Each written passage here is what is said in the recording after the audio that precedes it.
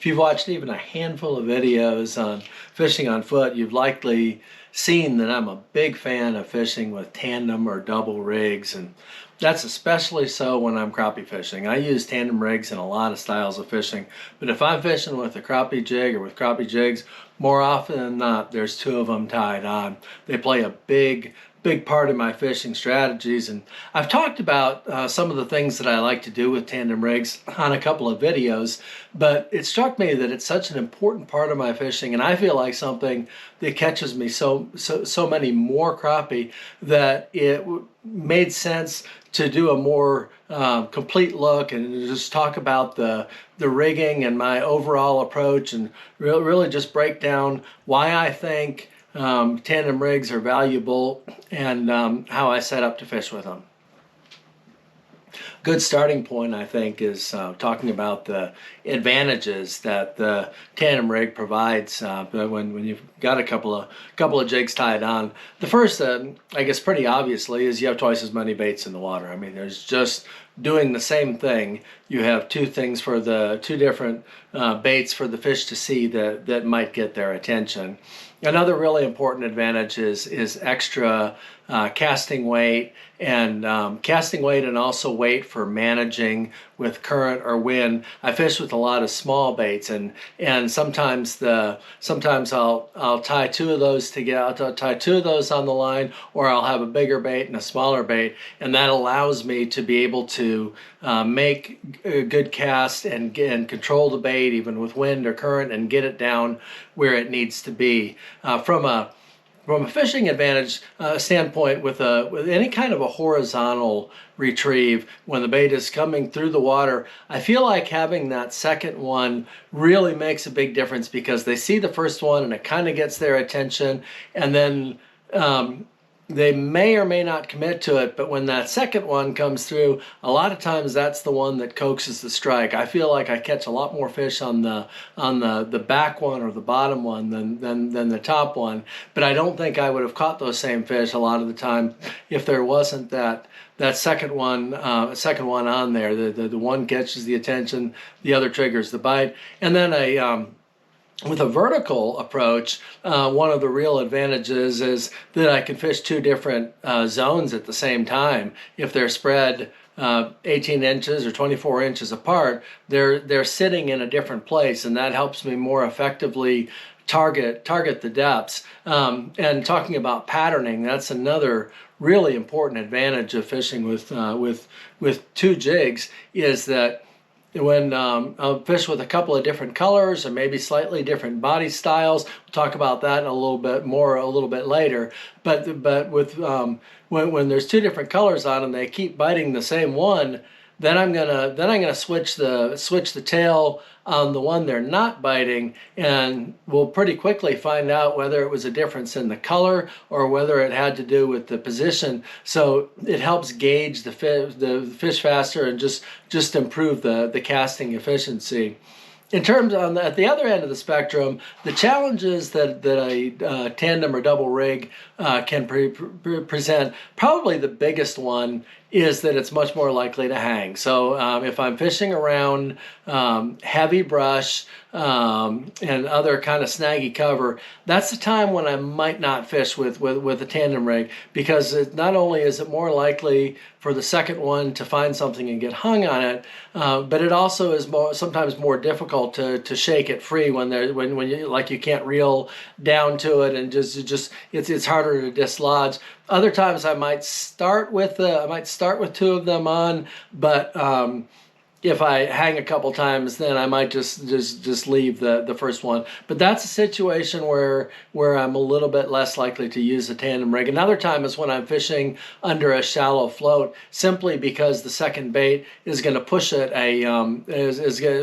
sometimes it's going to be a little bit too deep without putting them really close to each other. It also creates a little bit of awkward casting if you have a set float and then a jig, and then another jig. You kind of have the three different weights that are flopping around. So that's another time when I don't use it. And otherwise, really the only other times that I'm not going to be fishing with 2 jigs instead of 1 is if I'm doing something really specialized like shooting a bait, like shooting docks or something like that. But most of the time, if I'm pitching or casting or vertical fishing, if I have 1 crappie jig on, I probably have 2 crappie jigs on.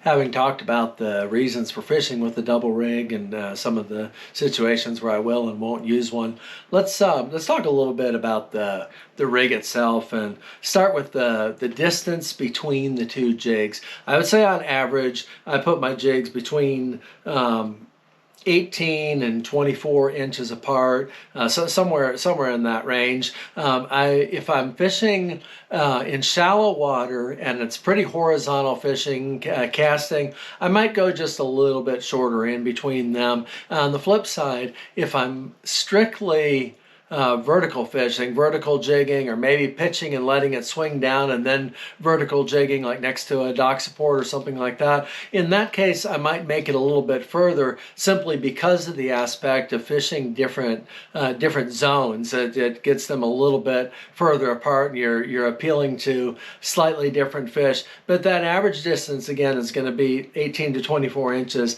I tie both jigs on with a slip knot. It's the knot I use is a very simple slip knot. It's essentially a loop knot. I'm sorry. It's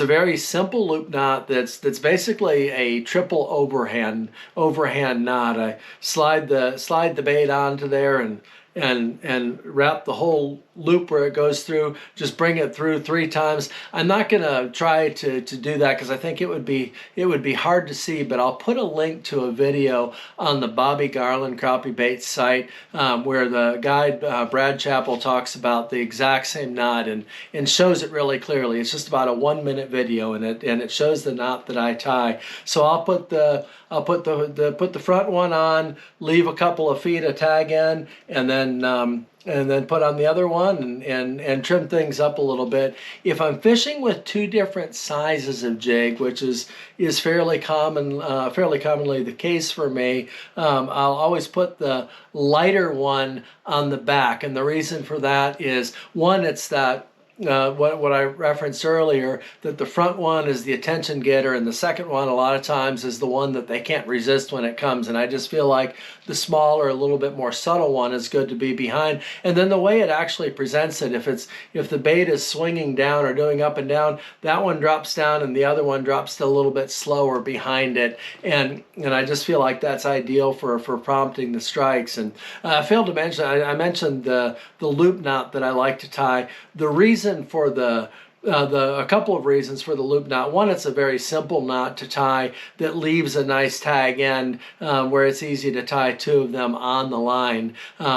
The other is just getting it a little bit away from the main line as it's coming through and giving it a little bit of extra flexibility in the water. And that rig seems to present those 2 baits really nicely. So let's talk a little bit about some actual combinations or variations of the tandem rig.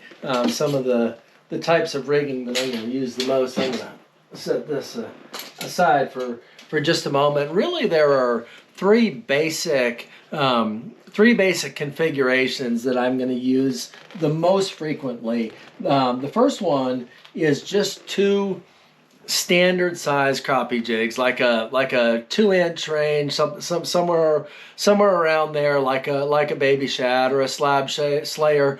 Just your traditional crappie bait size. It's in that 2-inch average, and that's usually going to be on 16th ounce heads. I would say it's kind of the middle of the range. Sometimes it might be a 24th, might be an 1/8 if I'm getting a little bit, needing to get a little bit deeper. Two 1/8 ounce jig heads is enough weight in most crappie fishing situations to really get it down there nicely. And again, if one's lighter than the other, it's going to be on the back. But a lot of times, I'm just wanting to double my odds with standard size crappie baits.